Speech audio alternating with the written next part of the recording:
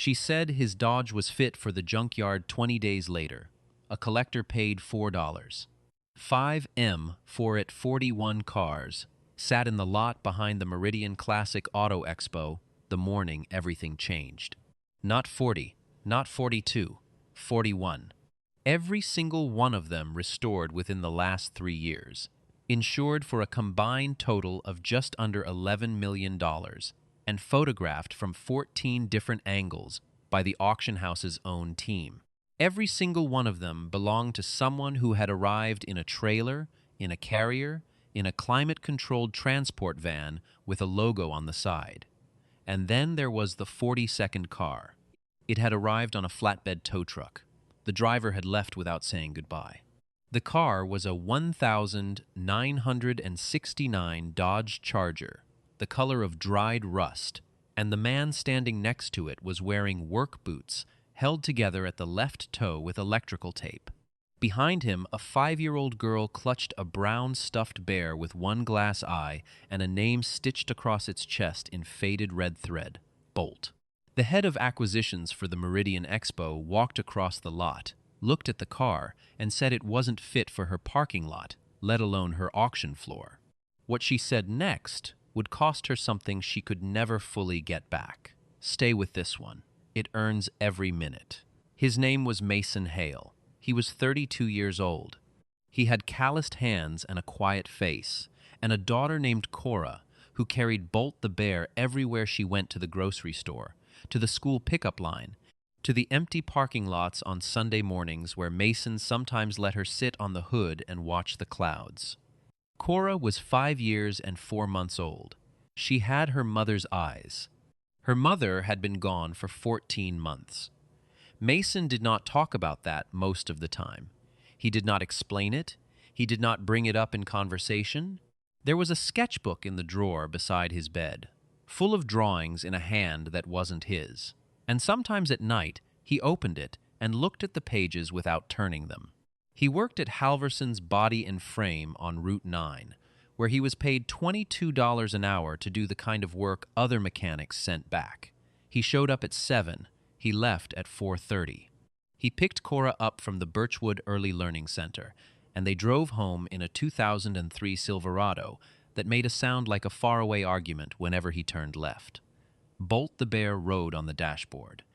This is not a story about a man who needed anyone to know who he was. This is a story about what happens when the world finds out anyway. The Meridian Classic Auto Expo was held annually in the warehouse district south of the city, in a converted industrial space that smelled of WD-40 and money. It drew collectors from 11 states and 2 Canadian provinces. Entry to the auction floor cost $400 per person. The cars on the floor that year ranged from a 1957 Chevy Bel Air appraised at $800,000 to a 1970 Plymouth Cuda in Hemi Orange appraised at $2.3 million. The head of acquisitions was a woman named Vivienne Rourke. She was 34 years old. She had held the position for 16 months. She wore steel-rimmed glasses and moved through the lot the way people move through lots when they want everyone to see them moving. She had a clipboard. She had an assistant named Grace who walked one step behind her and wrote things down. Mason had submitted the Dodge Charger for inclusion in the auction 6 weeks earlier. He had sent photographs. He had sent documentation. He had received a conditional acceptance notice and a date for in-person evaluation. He showed up on the date. He pulled into the lot with the Dodge on a rented flatbed. He unloaded it himself. The car looked, to the untrained eye, like a car that had lost an argument with several decades. The exterior was a patchwork of original body panels in 2 shades of deteriorating red surface rust, tracing the lower quarter panels like a waterline on an old dock. The chrome was dull. One of the headlight bezels was missing. The interior visible through the window was a mix of cracked original vinyl and what appeared to be no seat at all on the passenger side. Cora sat on the rear bumper and held Bolt and watched a sparrow on a fence. Vivienne Rourke arrived at Mason's car at 9:14 inches the morning. She looked at it for 11 seconds. She looked at Mason. She looked at the electrical tape on his boot. She said, "This came in on a flatbed?" Mason said, "Yes." She said, "Because it couldn't drive here, or because you didn't want to risk starting it?" He said it drove fine. He said the flatbed was to avoid putting miles on it. She made a sound, not a laugh, not a scoff. Something between the two.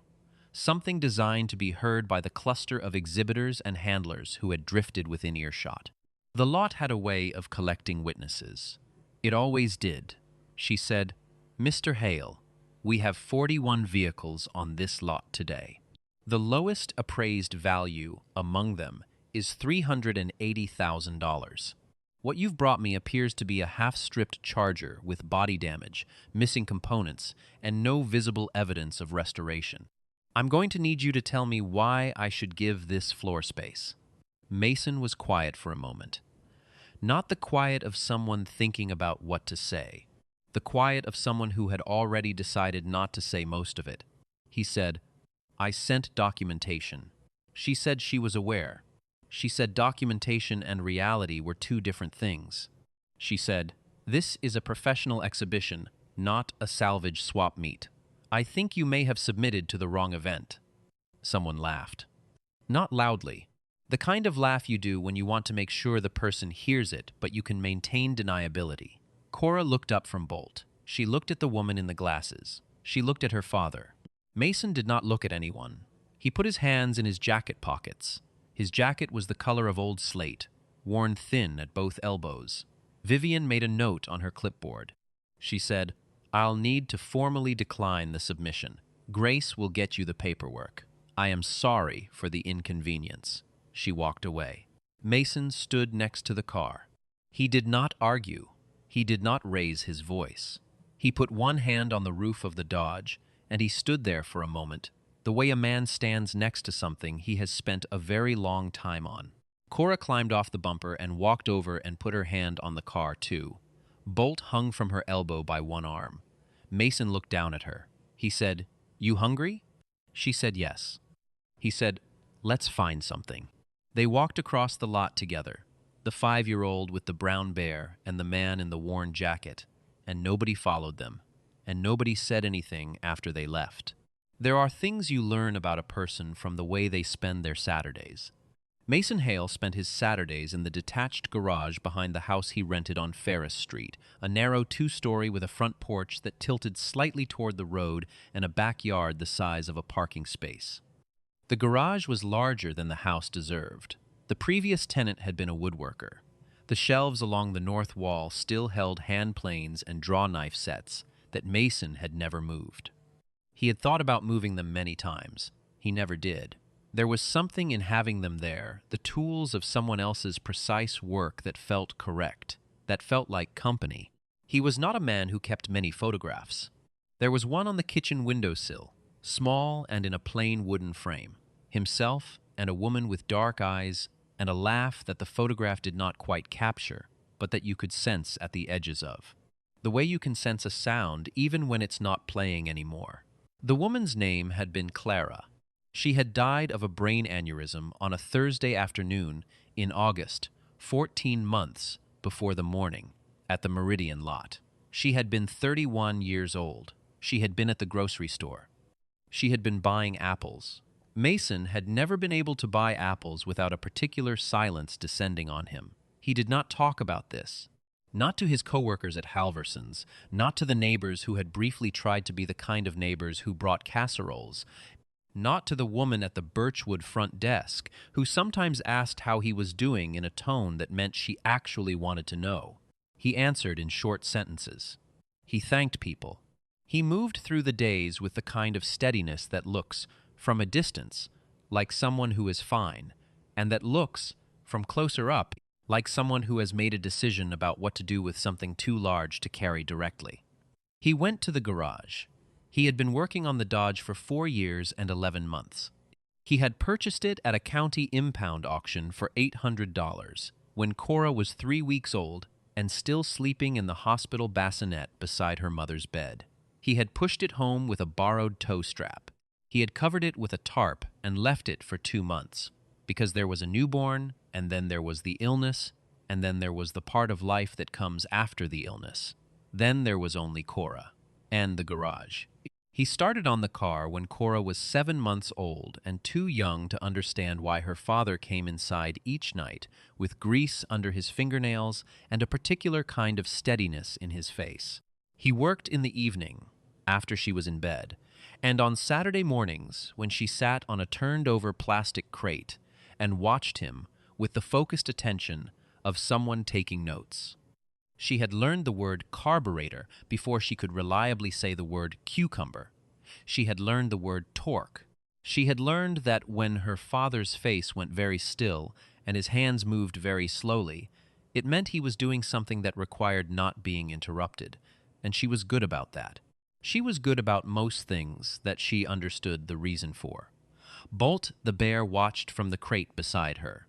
He had been in the garage so many times that there was a particular shelf, just below the handplanes, where Mason set him when Cora fell asleep against the wheel well, and he had to carry her inside. The shelf had a faint outline of bear-shaped dust around it that Mason had never wiped. He worked methodically. He worked from documentation he had accumulated over 18 months of correspondence with restorers, with registry holders, with a retired Chrysler engineer in Lansing, Michigan, who had answered 12 of Mason's letters and ignored the rest. He worked from original factory build sheets sourced through a network of collectors who communicated primarily via a mailing list that had been active since 1997. He worked with his hands and with a precision that his co-workers at Halverson's would have recognized immediately if they had ever seen it applied to anything other than a 14F 150 with a bent frame. The car was not what it appeared to be. The surface rust was surface rust. Beneath it, beneath the deliberately unfinished exterior that Mason had maintained as a kind of camouflage, a practical decision, a way of keeping the car off the radar of the kind of people who steal things they recognize beneath all of that, was something else entirely. The car was a 1969 Dodge Charger RTSE. It carried a 426 Hemi. It carried the original broadcast sheet tucked beneath the rear seat. The factory documentation matched to the VIN, the original drivetrain numbers in alignment as precisely as the day the car left the Lynch Road assembly plant in Detroit in February of 1969. It had been owned by one family for its first 41 years. It had been garaged. It had been dry.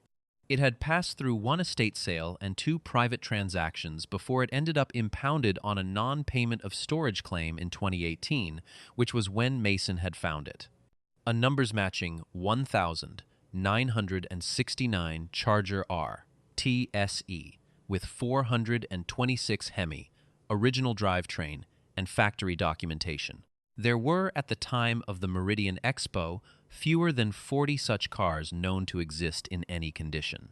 Mason had not mentioned this in his original submission to Vivian Rourke because the documentation spoke for itself, and because in Mason's experience, if you had to explain why something was valuable to someone who had already decided it wasn't, you were having the wrong conversation. He had thought the expo might be different. Cora ate a peanut butter sandwich at the kitchen table that evening and drew a picture of Bolt with a purple crayon. Bolt sat on the table beside her plate. She drew him with his one glass eye and the stitched mouth and the round ears that had been sewn back on twice. Mason made coffee and stood at the counter and looked out the window at the garage. He had a call to make. He had been putting it off for 3 weeks. The person on the other end of the call was a man named Elijah Worth, who was 67 years old, retired, and who had spent 31 years as a senior authenticator for one of the 4 largest classic car auction houses in the country before walking out in 2019 over a valuation dispute that he described, in his own words, as a moral disagreement with institutional cowardice. He had white hair cut close to his head and hands that had spent decades learning things by touch that most people could only understand with instruments. He had authenticated 1,147 vehicles in his professional career. He had been wrong about 3 of them, and he still remembered each one. He did not say he was the best at what he did. He did not need to. Elijah Worth knew what the Dodge was. Mason had shown it to him in November of the previous year, in the garage on Ferris Street, on a Tuesday afternoon when the temperature was 31 degrees and Elijah had worn a coat that reached his knees and crouched beside the car for 40 minutes without saying a word. Cora had been in the kitchen drawing at the table. Bolt was beside her. At some point, she had carried Bolt out to the garage and set him on the shelf beneath the handplanes, facing the car, the way she sometimes positioned him when she wanted him to see something. Elijah had noticed. He had not said anything about it, but he had noticed. When Elijah stood up, he had said 3 things. He had said, "Where did you find this?"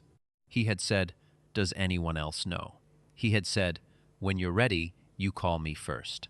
Mason called him. Elijah picked up on the second ring. Mason told him what had happened at the Meridian Expo. Elijah was quiet for a moment. He said, "Give me a week." Mason said he appreciated it. Cora came to the kitchen doorway holding Bolt by one ear. She said, "Daddy, Bolt is tired." Mason looked at her. He said, "Okay, let's get him to bed." He hung up the phone. He picked up his daughter. Bolt dangled from her hand as they walked down the hall, and the house was quiet, and outside the garage sat unchanged, waiting the way things wait when they have already decided what they are. What Mason Hale did not know was that Vivian Rourke had not simply moved on. She had moved on. But the man standing at her left elbow that morning in the lot had not. His name was Dalton Cross. He was 47 years old. He wore a charcoal suit and a watch that cost more than Mason's truck. He had silver-streaked hair and a way of tilting his head when he listened that made people feel heard, which was a skill he had developed deliberately. He had been Vivian's informal advisor since before she took the position, brought in by a board member she trusted, and he had made himself indispensable with the speed of someone who had been doing it for a long time. He had been at the expo that morning, not as staff, not as a registered exhibitor, but as what he described to anyone who asked as a private consultant. He had watched Mason Hale unload the Dodge from the flatbed. He had watched Vivian dismiss it. He had then walked to the far end of the lot, pulled out his phone, and made a call. The person he called was a dealer named Fisher, who operated out of a private showroom in Scottsdale and who had been quietly seeking a numbers-matching second-generation Charger for a client list that included 2 technology founders and a sovereign wealth fund. Dalton said 2 things to Fisher. He said, "I may have found something." He said, "It hasn't been authenticated yet, but the owner doesn't know what he has." This was not an accurate statement. But Dalton Cross had not built his career on accuracy. He had built it on information asymmetry, which is a polite phrase for knowing something the other person doesn't know you know. What he intended was straightforward. He intended to approach Mason Hale privately, outside of the expo framework, before any authentication could occur, and offer him a price that seemed generous relative to the car's apparent condition. He intended to flip the car to Fisher at a number that would clear several $100,000 for himself. He intended for none of this to be traceable to the expo or to his relationship with Vivian. He had done variations of this before. He set up a meeting with Mason for the following Wednesday, positioning it as a private buyer inquiry, a follow-up on the expo rejection, a chance to recoup something on a car that the market he planned to say had already passed on. He had the expo's submission records. He had Mason's contact information. He had 14 days. What he did not have was any knowledge of the call Mason had made to Elijah Worth. By the end of the first week, Elijah Worth had made 11 phone calls. 3 of them were to former colleagues, men and women who had spent decades in rooms with cars like the Dodge, and who knew the difference between a car that looked like something and a car that actually was something. 2 of them were to registry holders, private individuals who maintained databases of surviving Hemi Chargers and who could cross-reference VIN sequences, broadcast sheets, and documented ownership histories with the precision of actuaries.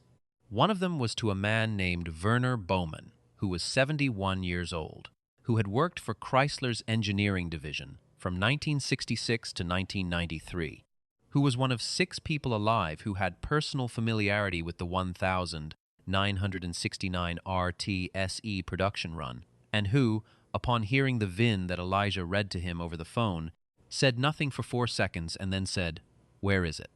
Elijah said it was in a garage in Ohio. Werner said, "Get me photos of the firewall stamp and the rear axle housing." Elijah said he would. Mason sent the photos that night. High resolution, lit with a work light, taken from 3 angles. He sent them to Elijah, who sent them to Werner, who forwarded them to 2 colleagues with a note that contained 3 words, "Confirm what I see." Both colleagues confirmed what he saw. The Dodge was authentic. It was complete. It was documented. The broadcast sheet matched, the VIN matched, the drivetrain matched, the axle code matched the trim tag. The car was not a clone. It was not a tribute car. It was not a numbers-swapped approximation. It was the real thing, and it had been sitting behind a house on Ferris Street under the care of a mechanic who had spent 5 years making it exactly right. Elijah called Mason on Friday afternoon. He said, "Mason, do you know what cars like this have sold for?" Mason said he had a general sense. Elijah told him the specific numbers. 3 transactions in the last 4 years. The lowest, 2.9 million. The highest, 4.8. Mason was quiet. Elijah said, "How did you keep this quiet for 5 years?"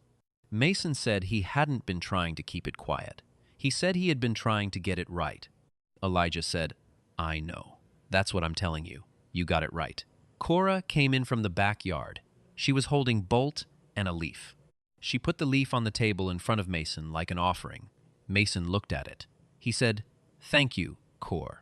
She sat down and looked at Bolt and the leaf for a while. Elijah said, "I want to bring this to Barrett Jackson's private brokerage arm. Werner is willing to authenticate personally. That puts a floor under this that nobody can argue with. And I want this documented properly before you talk to anyone else." Mason said he had actually already been contacted by someone, a man named Dalton Cross. There was a pause on Elijah's end. He said, "Say that name again." Mason said it again. Elijah said, "Don't meet with him. Don't answer his calls. Don't open a door." Mason asked why. Elijah said he would explain. He said it would take a few days. He said, "Trust me on this one." Mason looked at Cora. She had placed Bolt on the leaf and was studying the arrangement with great seriousness. He said, "Okay." What Elijah knew about Dalton Cross was not general knowledge. It was specific, dated, and documented the kind of knowledge that accumulates slowly over years in a narrow industry where the same names recur across transactions that later turn out to have been something other than what they appeared. In 2016, a private seller in Tennessee had been approached by an intermediary ahead of a Barrett Jackson consignment. The intermediary had offered the seller a private cash purchase at a price that seemed, to the seller, reasonable. The seller had accepted. The car, a 1970 Hemi Cuda convertible, one of 14 known to exist, had sold at auction 4 months later for $3.1 million. The seller had received $240,000. The intermediary, whose name was not Dalton Cross in that transaction, but whose contact information later cross-referenced to one of Cross's shell companies, had pocketed the difference through a layered arrangement that took an insurance investigator 18 months to partially unwind.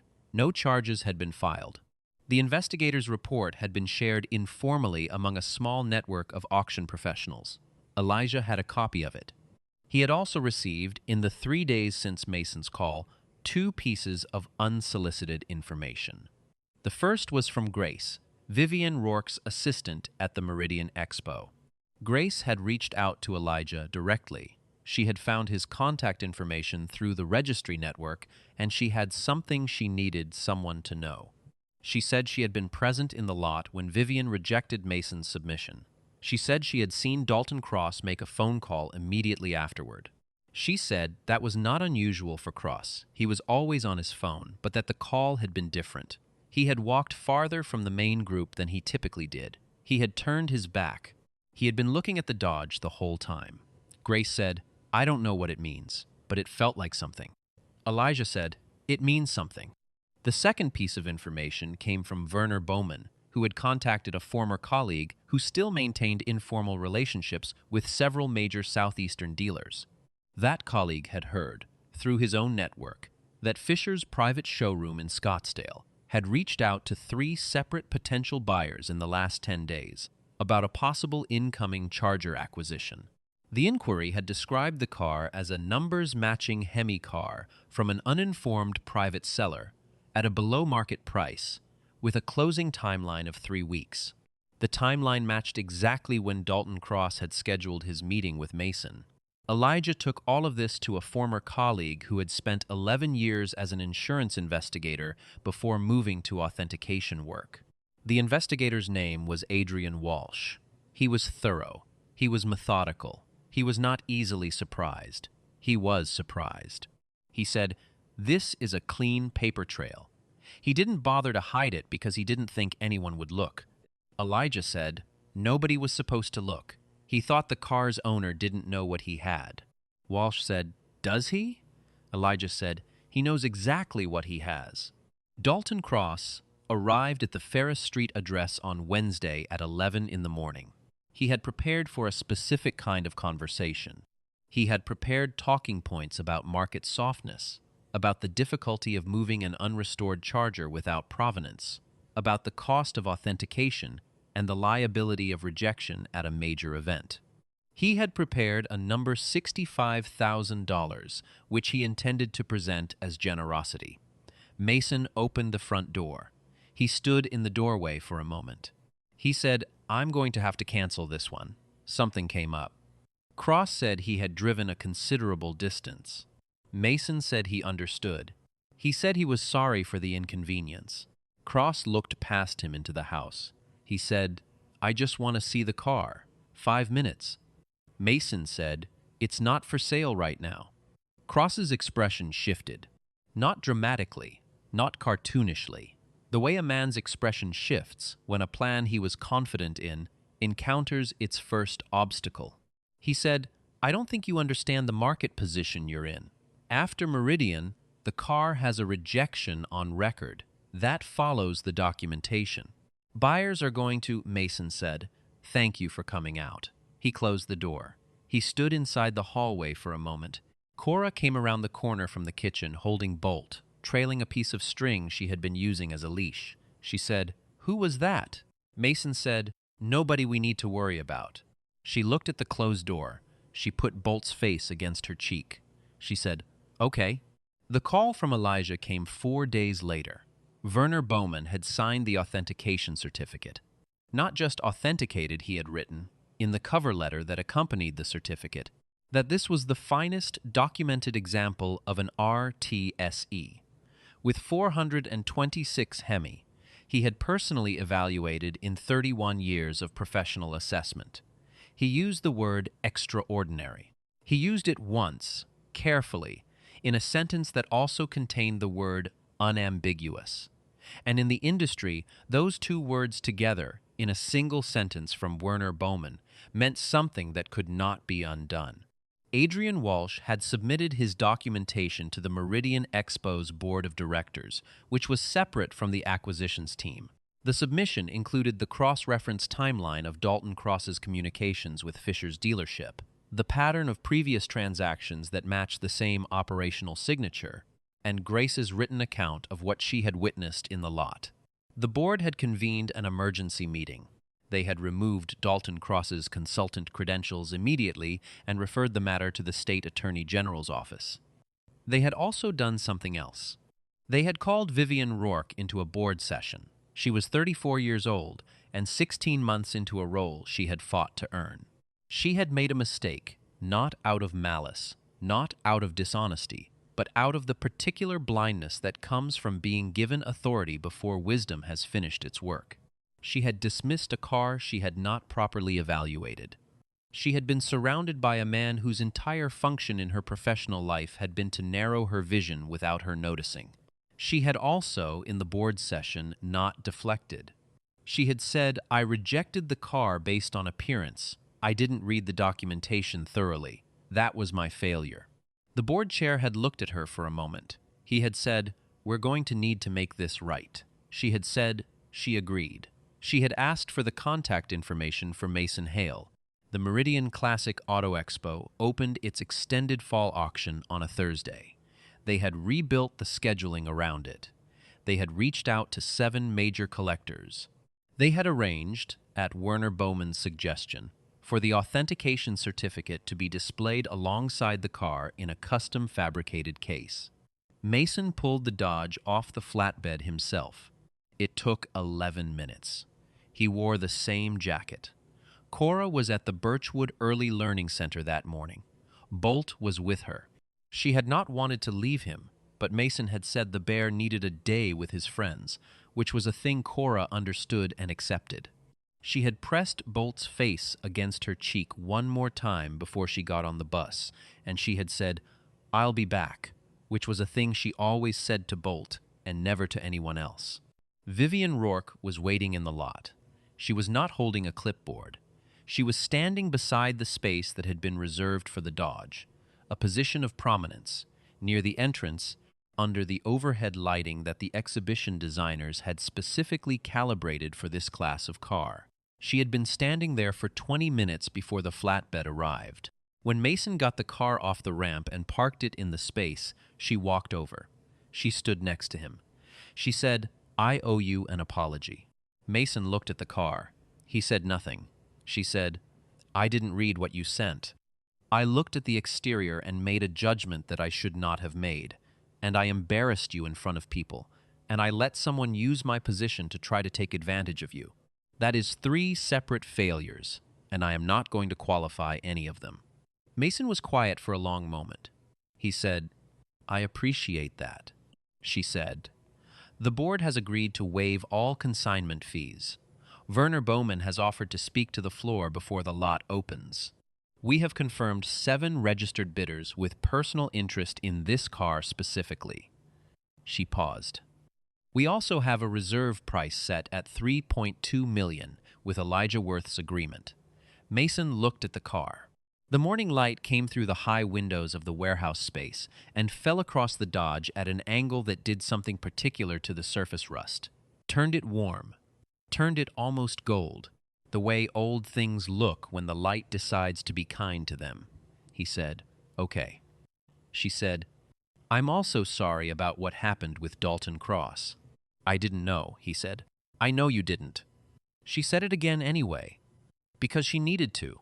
Because some apologies are not about information, they're about the person who has to give them. Mason had said Cora was at school that morning. That had been true at 7:45 when he loaded the car. It was no longer true at 11, because the Birchwood Early Learning Center's Thursday field trip had been rescheduled on account of rain, and Mason's neighbor Barbara, who served as his backup pickup on unusual days, had brought Cora to the expo with the straightforward logic that Mason had said where he would be, and Cora had wanted to come, and the rain had made the decision simple. Barbara stood at the entrance with her hand on Cora's shoulder. Cora had Bolt under her arm. She saw her father across the floor beside the Dodge and walked directly toward him the way 5-year-olds walk toward things they want, without hesitation, without checking whether it was appropriate, because at 5 years old the category of inappropriate had not yet fully formed. Vivian saw the girl coming before Mason did. She watched Cora cross the floor. She watched the small, deliberate walk. She watched the stuffed bear, its one glass eye catching the overhead light. Cora reached her father's side and stood there and looked at the car. She said, "It's still pretty." Mason said, "Yeah." She looked at the woman standing beside him. Vivian looked at the girl for a moment. Not the way adults look at children as a category. The way you look at a specific person when you have just understood something about their life. She crouched down, not a small bend at the waist. A full crouching knee, nearly to the floor, coming down to eye level, the wool of her jacket brushing the exhibition floor. She said, "Your dad built that car." Cora looked at it again. She said, "I know.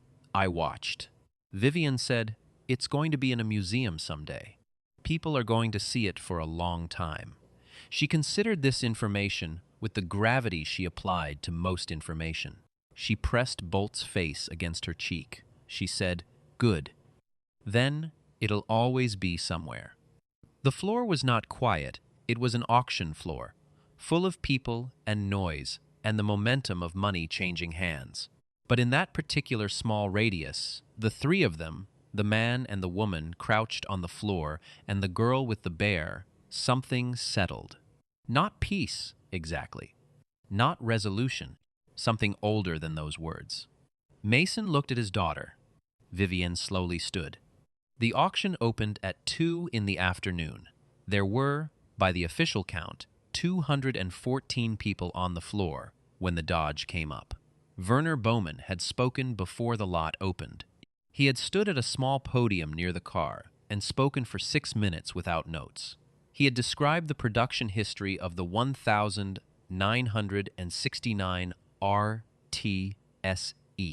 He had described what made a numbers-matching Hemi car different from all other things in that category that called themselves numbers matching. He had described, with the precision of someone who had been present for that precision, how the Lynch Road assembly plant had built these cars, and what it meant that every number on this one lined up exactly the way it had when the car left the building 56 years ago.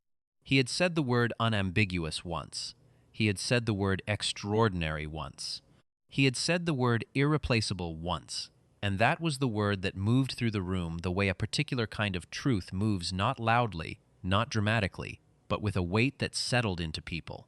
Then he had stepped down from the podium and walked to where Mason was standing and shaken his hand.